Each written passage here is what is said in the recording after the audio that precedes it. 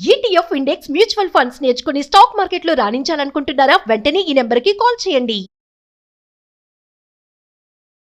Hi hello నమస్తే, welcome back to Suman TV. ప్రస్తుతం మనతో పాటు ఉన్నారు అసిస్టెంట్ ప్రొఫెసర్ రామకృష్ణ గారు. సార్తో మాట్లాడు.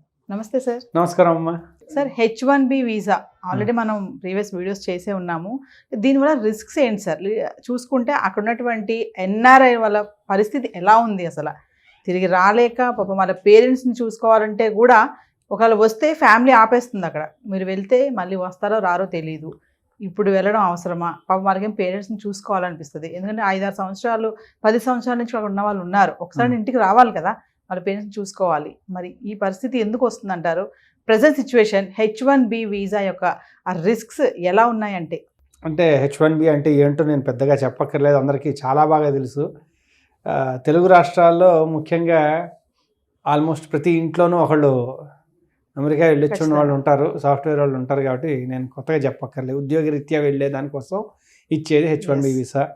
అలా కాకుండా చాలామంది చదువు కోసం వెళ్తారు. చదువు కోసం వెళ్ళిన తర్వాత అత్యుత్తమ విద్యా ప్రమాణాలు, విద్యా అర్హతలు పొందిన వాళ్ళకి ఏమవుతుందంటే డైరెక్ట్గా వాళ్ళకి ఇంకో కేటగిరీ ఉంది.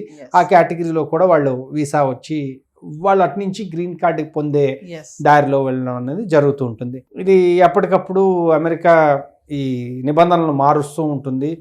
కొన్నిసార్లు సరళతరం చేసినట్టు అనిపిస్తుంది, చాలాసార్లు కఠినంగా చేస్తూ ఉంటుంది. వాళ్ళ అవసరాలను బట్టి వాళ్ళు ఇది చేస్తూ ఉంటారు. ఎందుకంటే అమెరికా అనేది బేసిక్గా ఒక వలసదారుల దేశం కాబట్టి వాళ్ళు రమ్మంటారు ఎప్పటికప్పుడు. చాలా బ్రైట్ మైండ్స్ని రమ్మంటారు ప్రతి సంవత్సరం. ఆ వచ్చిన వాళ్ళలో కోటాస్ ఉంటాయి. ఇది క్లుప్తంగా చెప్పుకోవాలంటే రోజులు బాగున్నంతకాలం అన్నీ నడుస్తాయి, ఎంతైనా ఎగరగలం. రోజులు కొంచెం గడ్డు పరిస్థితులు వచ్చినప్పుడు ఏం చేయాలన్నది పెద్ద సమస్య.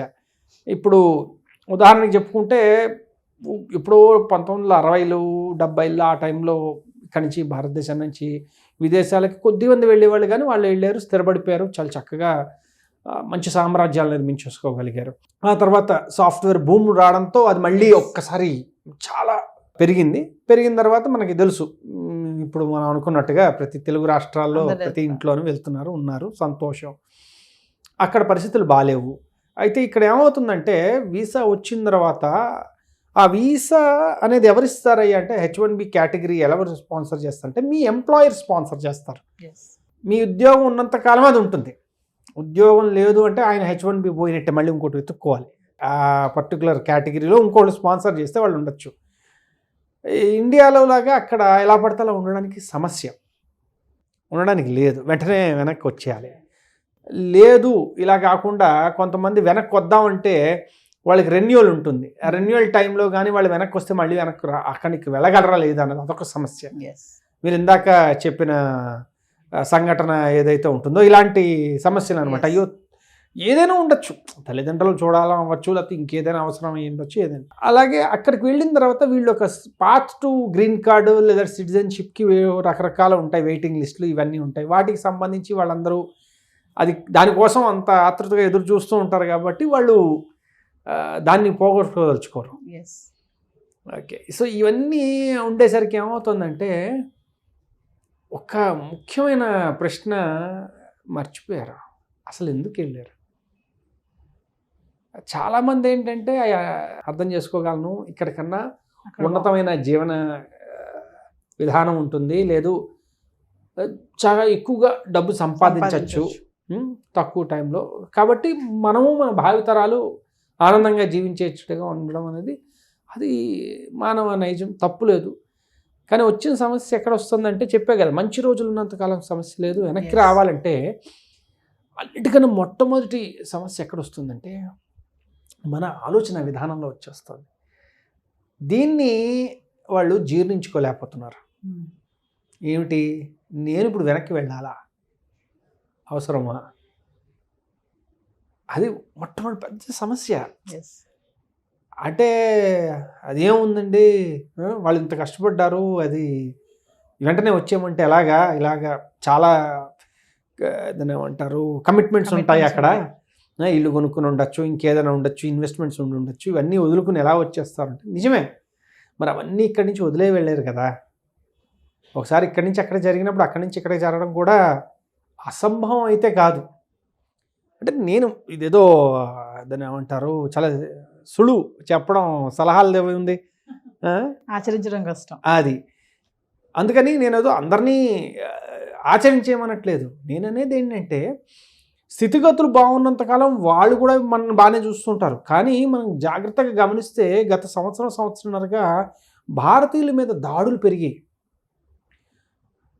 చెప్పా పెట్టకుండా ఒక కారణం లేకుండా హత్యలు పెరిగాయి. అంటే ఎక్కువ మంది అవ్వలేదు కదా అంటే ఇది ఎక్కువ తక్కువతో సంబంధించింది కాదు, జరిగిందా లేదా అన్న దానికి సంబంధించింది. అర్థమైందండి. అక్కడ ఒక రకమైన వ్యతిరేకత ఏదో వస్తుంది. ఎందుకు వస్తుంది చెప్తా. మనం యుఎస్ తాలూకా పాపులేషన్ తీసుకున్నామంటే ఎథ్నిసిటీ అంటే వారి యొక్క దీన్ని బట్టి చూసుకుంటే Jews and Indians are the richest segment. Highest educational qualifications మన వాళ్ళకి భారతీయులకు ఉంటుంది. తలసరి ఆదాయం, కుటుంబ ఆదాయం అత్యుత్తమం మందే. పిల్లల్లో హయ్యెస్ట్ ఎడ్యుకేషన్ క్వాలిఫికేషన్స్ పెంచేది మన వాళ్ళే. సో ఇలాగ చూసుకుంటే చాలా పారామీటర్స్లో మన వాళ్ళు చాలా ఉన్నతంగా ఉన్నారు. ఎప్పుడైతే వాళ్ళ పరిస్థితులు బాగాలేవో అక్కడ సంఘ వ్యతిరేక శక్తులు లేదంటే వాళ్ళు ఎవరైతే సంపాదించుకోలేని వాళ్ళు ఉన్నారో వాళ్ళు ఏం చేస్తారు, అదో వాడు చూడు వచ్చి మన డబ్బంతా తినేస్తున్నాడు, మన అదని ఏమంటారు అవకాశాలు వీళ్ళు లాగేసుకుంటున్నాడు అని ఒక రకమైన ఇది వస్తుంది కదా. సో అలాంటివి కూడా జరుగుతున్నాయి. ఇవన్నీ ఏంటంటే ఒక్కొక్కటి అక్కడక్కడ మనం చూస్తూ ఉన్నాం. వీటన్నిటిని ఒకసారి సమీకరించి మనం ఒకసారి సమీక్ష చేసామనుకోండి, రాబోయే కాలం ఏమంత గొప్పగా అయితే ఉండదు. అలా చెప్పి భయపడిపోయేంత ఇది లేదు, కానీ అంత గొప్పగా ఏమి ఉండదు. అలాగే భారతదేశంలో కూడా కొన్ని సంవత్సరాల నుంచి మంచి అభివృద్ధి చెందుతోంది. అలాగే మిగిలిన దేశాల్లో కొన్ని ఉన్నాయి. ఆ దేశాలన్నింటినీ మనం చాలా చక్కగా చూసుకుంటే వీళ్ళు భారతదేశానికి వెనక్కి రావాల్సిన అవసరం లేదు. మిగిలిన దేశాల్లో కూడా సెటిల్ అయ్యే ఛాన్స్ ఉంది. ఎందుకంటే గ్లోబల్ సిటిజన్స్ దే ఆర్. కావాల్సిన ఆర్థిక వనరులు అన్నీ సమకూర్చుకుని ఉంటారు.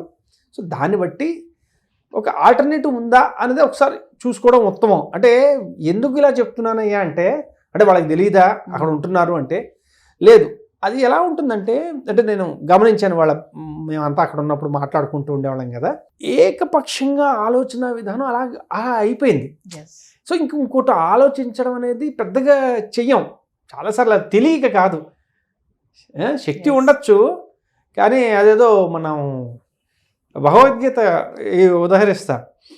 భగవద్గీతలో అర్జునుడు మొదట్లో చెప్తాడు, నా కాంక్షే విజయం కృష్ణ నచరాజ్యం సుఖానిచ్చ, ఇవన్నీ ఎందుకు కిమ్నే భోగ్యన గోవింద కిం భోగర్ జీవితేనవా అని, నాకు ఈ యుద్ధం వద్దు, ఇవి వద్దు, అవి వద్దు, ఎందుకు ఇవన్నీ అని అన్నాడు. అంటే ఏంటి, అర్జునుడికి చేత కాదా? అంతకుముందు అందరినీ ఓడించేసాడు కదా. లేదు, ఇక్కడ క్లారిటీ లేనప్పుడు ఎంత టాలెంట్ ఉన్నా పనికిరాదు, చెయ్యలేం, అసక్తులం అయిపోతాం.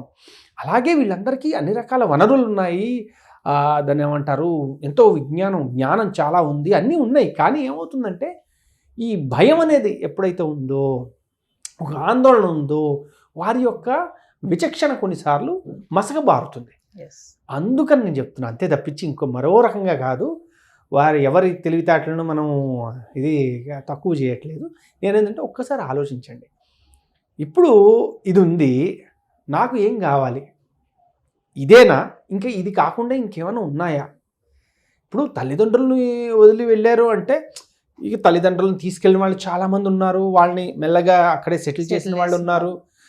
లేదు ఎప్పటికప్పుడు పాపం అక్కడి నుంచి తీసుకెళ్ళి, లేదా వాళ్ళు సంవత్సరానికి ఒకసారి వచ్చి బాగున్నాయి. చెప్పే కదా, చక్కగా ఉన్నంతకాలం సినిమా బాగానే నడుస్తుంది. కానీ ఏదైతే ఇలాంటి సంఘటనలు వచ్చినప్పుడు ఒకసారి అవలోకనం చేసుకుని ఆ సమస్యాత్మకమైన పరిస్థితుల్లో ఉన్నవాళ్ళు ఒక్కసారి నిర్ణయించుకుంటే సంఘంలో ఎవరేమంటారు అన్నది పక్కన పెట్టాలి. అదొక్కటి మొదట పక్కన పెడితే ఇదే అన్నిటికన్నా సమస్య. ఇందాక నన్ను చూడండి, ఏకపక్షంగా ఆలోచించడానికి కారణం ఇది అవుతుంది. మీరు ఇది పక్కన పెట్టి మనం మొట్టమొదట ఇది ఏం చేయాలి, నాకేది మంచిది అన్నది కొంచెం ఆలోచిస్తే వస్తాయి. మామూలుగా చూసుకుంటే సరే, ఓవరాల్గా అంటే అక్కడ ఉండలేక ఇక్కడికి రాలేక, అంటే మీరు అన్నారు కదా కంపెనీ ఇస్తుంది వీళ్ళకి వీసా అనేసి H1B. సో ఏంటంటే అక్కడ కంపెనీ ఆ ఉద్యోగం పోతుందేమో అదొక భయము, ఇక్కడికి వస్తేనేమో ఇక్కడి నుంచి మళ్ళీ అక్కడికి వెళ్ళలేమో ఇదొక భయం. అంటే నేను అనేది ఒకటే, అక్కడే ఎందుకు ఉండాలి, ఓన్లీ అమెరికా ఒకటే దేశం ఉందా? అది నేను అనేది. మిగిలిన దేశాలు చాలా ఉన్నాయి. వీరికి అంటే ఉదాహరణకి చెప్పుకుంటే భారతీయులకు ఉన్న నైపుణ్యం చాలా, దాని ఏమంటారు, ఇతర దేశాలతో పోల్చుకుంటే చాలా మంది నైపుణ్యం ఉన్న వాళ్ళు ఉన్నారు. కాబట్టి అది ఒక్క అమెరికాలోనే వారి యొక్క టాలెంట్ చూపించుకోవాల్సిన అవసరం లేదు. కాబట్టి ఎక్స్ప్లోర్ చేయమనండి. ఎందుకంటే మిగిలిన దేశాల్లో సరళీకృతమైన విధానాలు ఉన్నాయి. సో చూసుకుంటే ఏమవుతుందంటే ఆ భయం అనేది ఎందుకు పట్టుకుంది, మనం ఒక విషయాన్ని గట్టిగా పట్టుకున్నాం కాబట్టి అదే భయం, వదిలేస్తామేమో అని. అది కాకుండా ఇంకా ఉన్నాయి అన్నప్పుడు ఆలోచించడం ఉత్తమం అంటున్నాను. ఒక్కసారి ఆలోచించండి. ఎస్, అంతే. Thank you sir. థ్యాంక్స్ అమ్మా.